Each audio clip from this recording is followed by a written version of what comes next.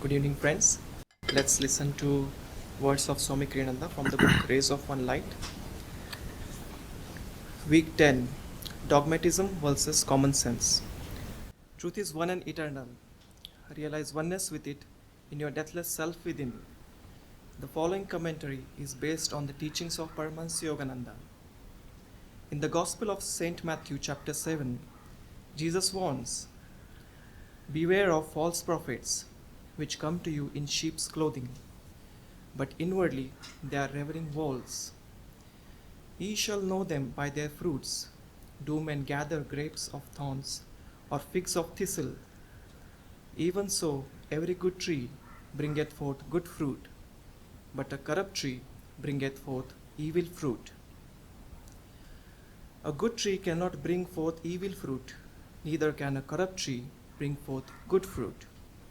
Wherefore by their fruits ye shall know them."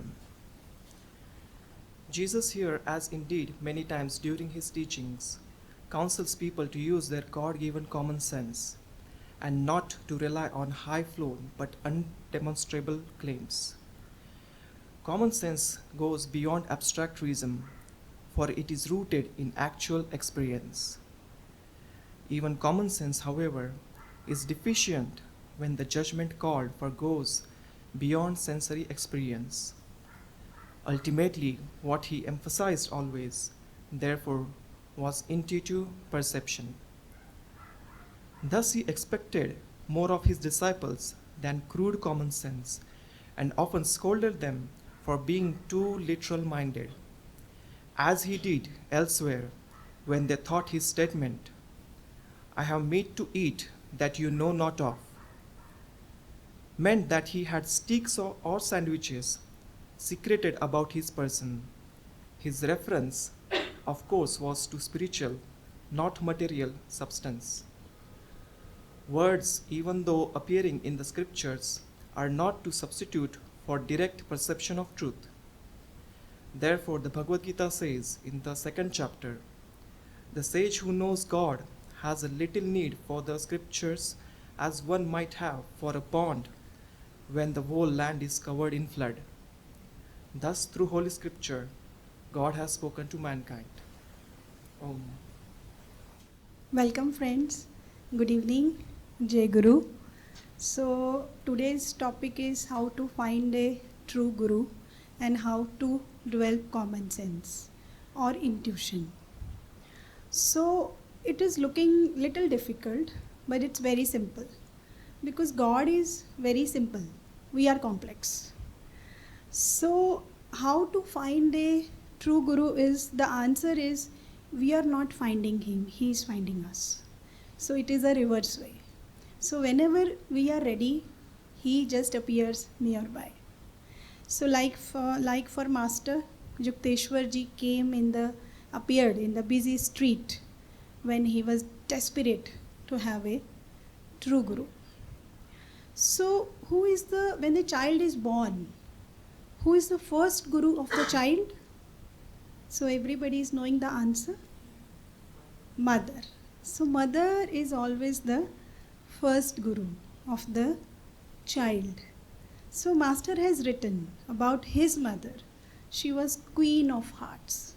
She was so gentle, loving, compassionate, and humble. So every mother is just very loving to their children. From the birth, she teaches her children to eat, to walk, to behave, sometimes lovingly and sometimes sternly also. Because it is very important for her that child should learn. So that is very, very important. So now because I just want to tell a very small story that about Master. When he was very young child, maybe 5 or 6 years, because the age was not mentioned in the story. So he went with his family to Sharda Prasad house in Serampur. He was his uncle. But he was a little of stern behavior and Master was very naughty from the childhood. So when he reached to stay there in his home, He was just going everywhere, into every room, just flying like a small child, touching everything. And what happened? A glass jar just fell down. He was frightened because his uncle was very, very strict.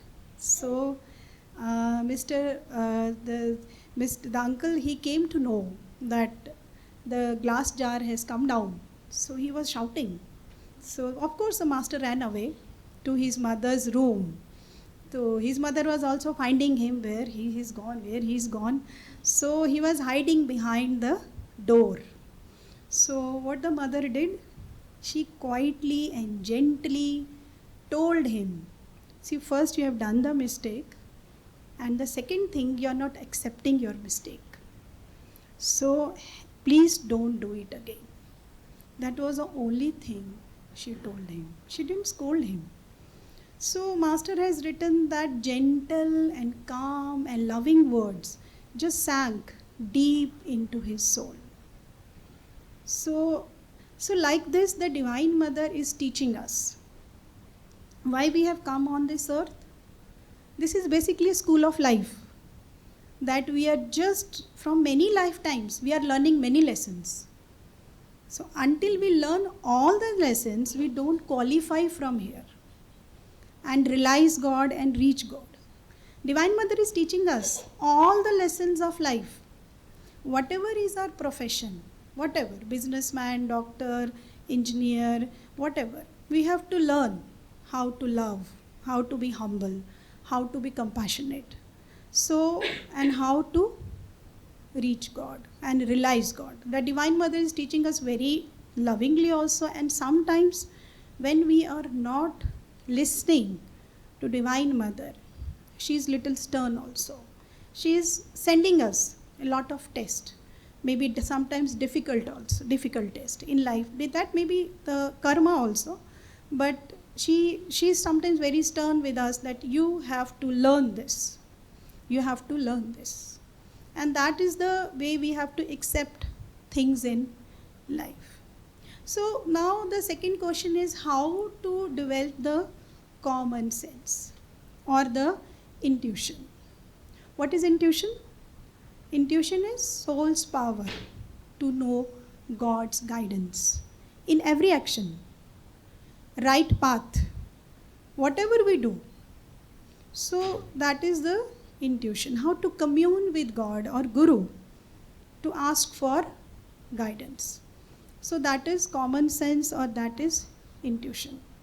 So now the question arises, how to develop that? It looks very complex, but it is not complex. So as a child, when I was maybe in 5th grade or maybe in 6th grade, I was not knowing anything about intuition or attunement, but I was knowing one thing, that Krishna is there to support me. That was maybe some past lives karma, I don't know. So whenever I was in difficulty as a child also, I used to go to my home temple. There was a nice statue of Krishna, so I used to talk to him for hours sometimes. Why this is so, and used to listen his voice in silence. And most of the time I used to get the right counsel. So I used to I lived by that only since my childhood. So when Master found me, so I considered Master as my mother. Then I started clinging to Master as my mother. So whenever I am difficulty now also, so what I am doing, so there is a big picture at my home for Master. So very nicely I can see his eyes. I sit on a chair, I meditate on his eyes. I keep on seeing his eyes in the silence. And in that silence, I am talking to him. Master, maybe mental conversation, not a speech in a speaking way. I keep on asking him mentally, why Master, why is this happening? What should I do now? Please answer me. Please answer me. And sometimes sitting for maybe an hour or so. So nobody is knowing in my house that I'm doing all this. But I'm doing this. So I'm sitting with Master, talking him, communing with him, asking answers to him. So, and most of the time, almost every time, I get the right answer. So how to develop intuition is first to meditate more deeply. So what happens when we meditate more deeply? Our karma is getting lightened. Why? Because master has written some old brain cells are dying in that energy when we are meditating, and the new brain cells are getting formed, and we are getting freer inside day by day, doing kriya daily, then communing with God like a dearest friend who is dearest of the dear and nearest of the near. Don't take him that he is God, he is too much far away. Just thinking he's right here. He's chirping in the birds. The fragrance of God's love is there in the flowers. You can see the sunlight, how the sunlight is nurturing the whole earth. He's breathing in all of us, and he's blowing in the fresh breeze. So be in that divine light and commune to God. And above all, love God as the your first love. First and the foremost love. So how to love God? So Master has beautifully explained in 3 lines. I'm just paraphrasing words, these are not exact lines. So he has written, like his miser person is love. Miser person is very much greedy for the money. So like the miser man is loving the money. Like the person who is drowning, he's just struggling to have a breath. And like the person who has wandered in the desert and he desperate to have water. So that much love you should have for God and Guru. And then automatically you will develop that devotion, that attunement, that intuition in every day, every daily activity. So few days back, I was just reading a very nice quote written by Devi ji. So she's writing that God is talking to us and speaking to us daily all the time. But we should develop that power to listen to his language in silence. So these are beautiful words that she has written. And Jyotish ji has written, join the Saints Club. So what is a Saints Club? So we should be like saints. So like Amarji just now has quoted that we should be loving people, forgiving people, be humble. Whatever of it's coming of its own, let it come. Guruji has written we have to be very, very courageous to face all the test of life. We should not run away. So that is not the real path. And this, like in this master has written, first seek the kingdom of God. Rest everything will follow. So what is the final goal? Goal for life is to realize God and to reach God. So whatever life we are just living, this everything will come to a zero in the end. All lifetimes that we are living till now, everything is a delusion. This material world itself is a delusion. So we have to just realize God and reach God. That is the ultimate goal and ultimate aim of life. So I want to just read a beautiful poem written by Master. You have just listened this poem, but just listen it again. Just close your eyes. The poem is God's Boatman. I want to ply my boat many times across the gulf after death and return to earth's shores from my home in space. I want to load my boat with all those waiting thirsty ones who have been left behind. that I may carry them to the opalescent pool of iridescent joy, there where my Father distributes all desire quenching liquid peace. Oh, I will come back again and again, crossing a million crags of suffering.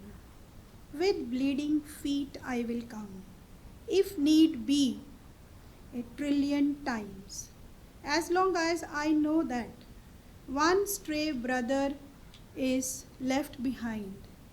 I want thee, O God, that I may give thee to all. I want salvation, that I may give it to all.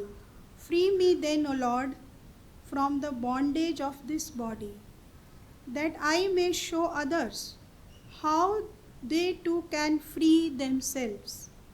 I want thine everlasting happiness, but I want also to share it with others, that all my brothers may find the way to happiness forever and forever in thee. So, friends, just join the Saints Club, board the Guruji's boat of divine light, and reach the divine ecstasy fast. You're already on the path. Just try your best to just do this in this lifetime. Don't wait for the another lifetime. This is the ultimate goal of life. Joy to you, friends. Thank you, Mansi ji. So this is, as I was listening to her childhood experience that she was narrating, that she took a direct route in approaching God and asking answers for her questions. But I was actually more into my reasoning mind in my childhood, and so many kind of doubts, because the question here is about dogmatism and how reason can make you dogmatic, and only few wise people can actually take a direct route to God, where love and intuition, as Swami said, can actually be a shortcut. But I didn't take that shortcut, and I was, more into my reasoning mind, and there was a ritual always, I was blessed to be born in a family where there was always, puja ceremony done every day, and it was like that you have to be in the, I mean, it actually got rubbed into us, you can say, because parents are doing, so we also started doing. But as the teenage mind grows, so the doubts start coming to your mind. And then I remember one time there was probably it was Shivaratri or Janamashtami, and as many of us keep fasts during those days, and so it was a ritual for everybody. All of us were supposed to keep fast on that day, and probably maybe I broke my fast early, or I just forgot that I don't have to eat, and I ate something, and then there was this commotion that how could you do that, and God can really be angry about it. And so these questions started coming to my mind as I was growing, that what kind of God is this if he can become angry on a small such a thing. I mean, and in a way God is actually telling us to be loving, and on one side you are telling us that God is going to be angry. So then these then your childhood friends, there comes a time when you believe them more than your parents. So one of my very good friend, he actually started telling me, why people believe in God. You see, they lack confidence. That's the reason why they want to bring God into the picture. I said, yeah, I think you are telling me the right thing, because maybe I lack confidence. I see more confidence in you. So, and I stopped doing my pujas and everything. It was just like, I started questioning that how doubts can actually start coming. So rather than seeking answers from Krishna directly, going into that room, I mean, that really shows that what kind of sadhana somebody might have done in previous incarnation. But the questions which were coming to my mind was that is there God, first of all? And if God is, then what must he be like? Is he like a human figure who is going to reprimand us if we are making mistakes? And so the question, today's theme, friends, is that how a reasoning mind can actually become dogmatic. And what Swami is saying here is that dogmatism versus common sense. And he also says that this common sense is not the common sense which is rooted in our so-called senses, but it is rooted in direct experience. It is rooted in the first-hand experience of God. And that's the reason why, because from that point on, this question was there, if God is really there or not. And if he's there, then what must he be? So I started reading, whatever I could, put my hand on. And so many things I was reading, and it was giving me some answers, but somehow something was missing. And it was when I read Autobiography of a Yogi, that was in 2005, and I said, this is it. This is probably, giving me all the answers that I was seeking. And why this did it happen? I didn't realize why did it happen at that time, because slowly then I became part of Ananda. But now if you see in retrospect, the answer comes from what Swami has written in this chapter, that it was a direct experience which actually made me realize that this is it, what I was seeking. And what was the direct experience? Because as Yogananda himself said that I have put my vibrations in that book. So what my heart was actually receiving was those vibrations which gave me this proof that yes, God is there. I mean, there is no confusion. Even if it was there before that, that just got evaporated in that moment as you read that book for the first time. And friends, dogmatism and reason, as Swami said, this is actually, sometimes it goes from one yuga to another. If you see from Satyuga to Treta, Treta to Dwapar, and Dwapar to Kali Yuga, the dogmatism is the maximum, if you see, is in Kali Yuga, because people can become very fanatic about what they are thinking. If you see the religions these days sometimes become very much fanatic. At one time, Swamiji asked Yogananda when he was bringing these teachings into America, that, sir, is it a new religion that you're bringing? He said, no, it's not a new religion. I'm just giving a new expression to the religion, for the reason being that we do have scriptures. Somebody in India can say, oh, we have Bhagavad Gita, we have Ramayana, we have so many scriptures, then why can't those scriptures be our gurus? To that, Yogananda said that, the reason is that people can actually misinterpret. There is always a chance of misinterpretation of a written statement in a scripture, and that can make them dogmatic. So you need a living guru from time to time to clarify those confusions in people's mind.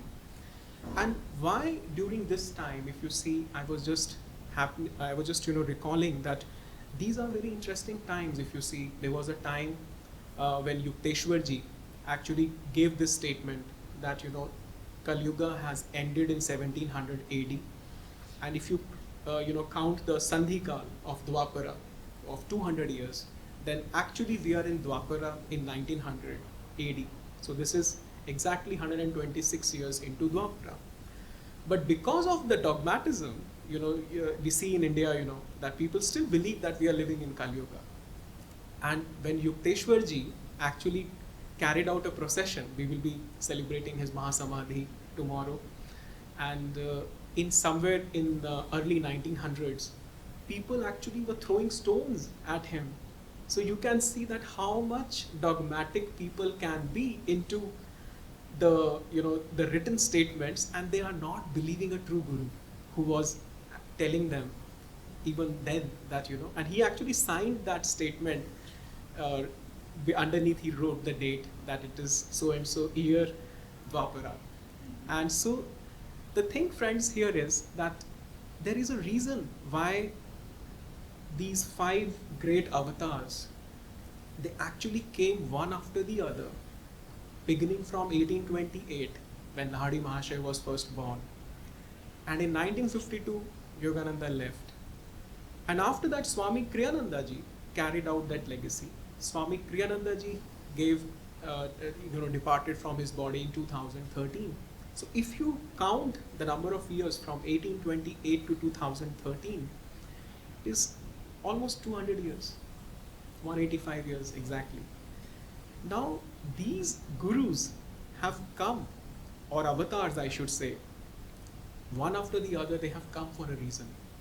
Because you're seeing these are very difficult times as one yuga is transitioning into another. And Swami said this is not going to happen easily. There is going to be a lot of resistance. And you are seeing actually this is happening around us, whether it is politics, whether it is education, whether it is art, whether it is medical science, engineering, anything for that matter. There is a new wave which is coming, which is trying to replace the old way of thinking, and it is not going to happen smoothly. And that is why you see that so much of turmoil is happening around us. Now, what should be the role of us? What should be our role in this scheme of things? It is not a chance that people, those who are sitting in this room, have come after Swami Kriyananda. As Dhyanaji has many times highlighted this fact in our satsangs, that we have been brought, we have been chosen as I think in the last satsang only somebody asked this question to Dhyanaji. Is our guru choosing us, or we choose our guru? And to some extent Mansi ji has answered that. But at the same time, if you see, Guru and God have already chosen us. Now is our time to choose him. Because it is not like you choose him once. It is like we choose him moment by moment, from one moment to another. Because if you see vibrationally, Guru is nothing. Guru is not a person, but Guru is a vibration, and that we have to tune into, as we were praying right in the beginning, that help me to tune in to those vibrations, help me to receive those vibrations, help me to channel, and then help me to share.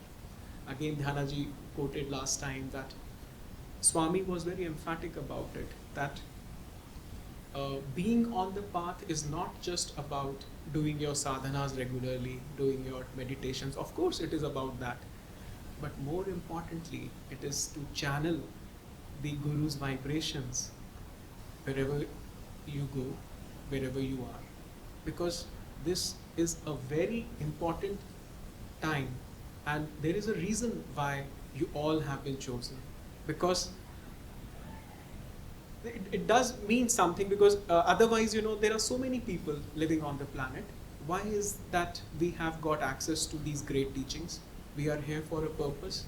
And choosing God is all about tuning into his vibrations on a moment by moment basis, and allowing, as we were chanting also, make me an ocean. At one time Swamiji said, when that day will arrive, Lord or Guruji, that I will be able to love everybody the way you love others. And to that, Yogananda gave a very cryptic answer. He said, how can a cup hold an ocean?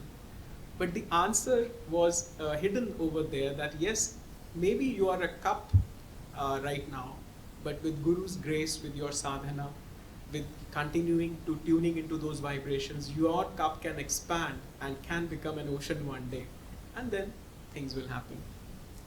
But another thing, friends, as one point which I have already highlighted is about dogmatism, that how dogmatism and things can actually take us into a different route. But when we talk about common sense, and when we talk about intuition, when we talk about channeling the vibrations, it's very important to, as Swami said, it is all about experience, to make the teachings experiential.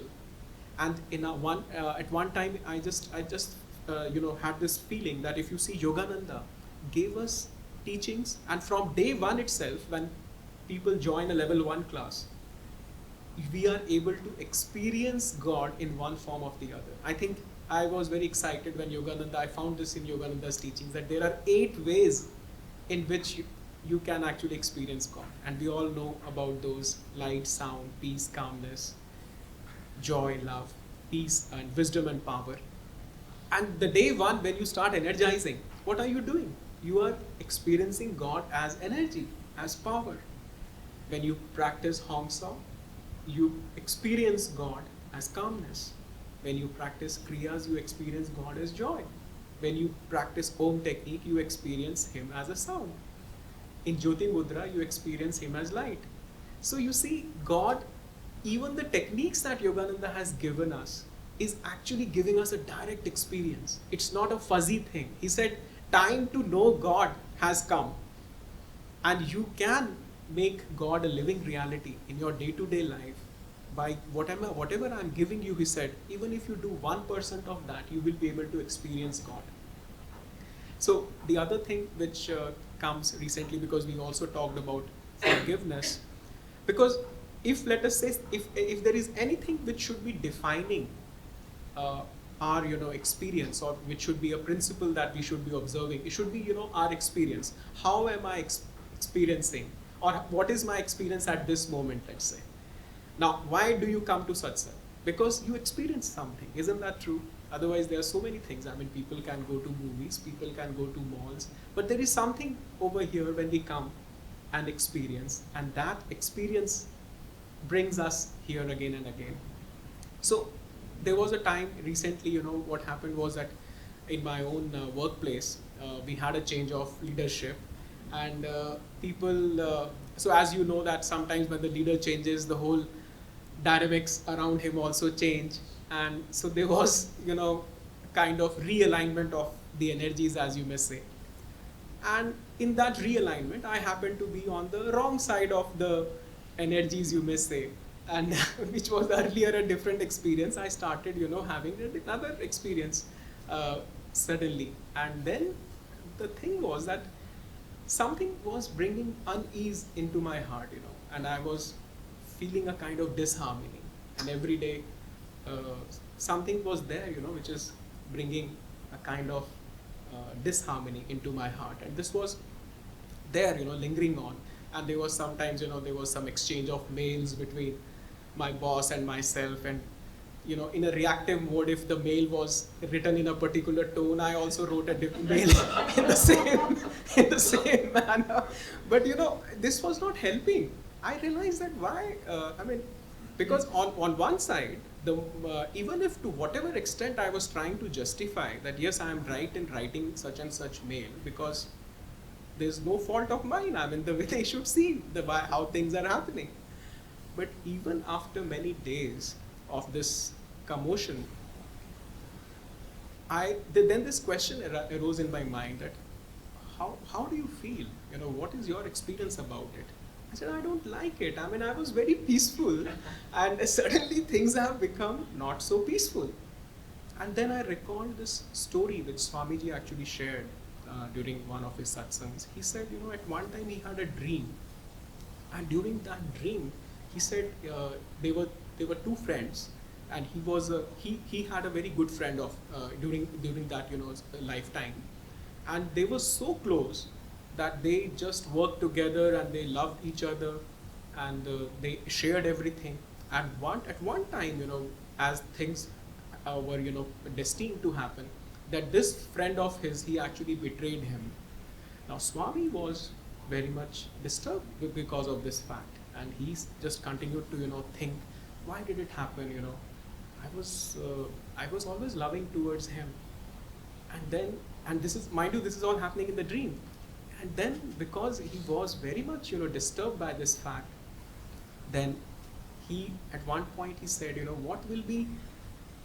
how will I feel when I will leave this world? If I carry this disturbance and bitterness in my heart, then when I will die, then this whole thing will go with me. And in the next life, there will be a reversal of roles, and I will betray my friend. And then this whole thing will continue, who knows for how many incarnations. And in that moment he said, I forgive him. And no matter what this guy has done, I don't want to carry this bitterness or this feeling in my heart. And I forgive. And the moment he forgave, as today also we learned about forgiveness, he felt so calm and easy about it, as if nothing had happened. And the moment this story came back to my mind, as I was going through these experiences, I said, I should also do the same. Maybe people have enough reasons for behaving the way they are behaving. But I don't want to carry this bitterness in my heart at my deathbed, and I forgive. And you won't believe, friends, what happened was that in that instant, I was battling for this whole, commotion for many days, and it just got dissolved as if it never existed. So the thing is, friends, here again it is coming back to the same theme as we are having. What is your experience? As Swami said, let not any outer circumstance condition your happiness, condition your peace. If my true reality is peace and happiness, why should I allow any change of circumstances or any change of people's behavior towards me or any betrayal to condition my happiness? And these are the things, friends, and sometimes, we happen to discuss a few things on dinner table. These days, my daughters are taking meditation classes, and they tell me, some things, which their teachers have taught. At one time, one of my daughters said, today, Papa, we have been taught that whatever you do, you must bring God into that work. If you're not bringing God into that action or into that work, then it's a waste of time. I said, how beautiful that teaching is. Because then what is it to bring God into your action? It is like doing that work with joy, doing that work with enthusiasm, doing that work with peace in our hearts. That is like bringing God into the picture. Again, it is, if you see, it is coming back to the experience. What kind of vibrations we are tuning into and what kind of vibrations we are bringing into the world. And that is how, if you see, that is what this world needs. What the commotion we are seeing these days in the world is, if you see, at one time, we also did this affirmation that outer reality is just a reflection of inner reality. And what the world is going through is nothing but a physical reflection of the inner turmoil that people have. And that is why so much commotion we are seeing, which is happening in the outer world. And as a treatment or as a cure, as Master said, is only that people, those who are the chosen ones, God has chosen all of us for a reason, that if we tune in to the vibrations of God and let that be our experience, and then we continue to, channel those vibrations into the world, that is the only way that peace can be brought in this world. So I will just close with this statement here, which was a beautiful question somebody asked in last satsang. God has already chosen us. It is time for us to choose Him. So let us meditate on this thought for one moment, and then we'll do the arti. Let's close our eyes for a moment and feel that we are tuning Him, we are tuning to God's vibrations. Feel that we are really blessed souls, that we have been chosen by God and Gurus in these important times when a transition is happening from one yuga to another. And as we tune into their vibrations, let us pray mentally that we become channel for those vibrations to flow through us wherever we go.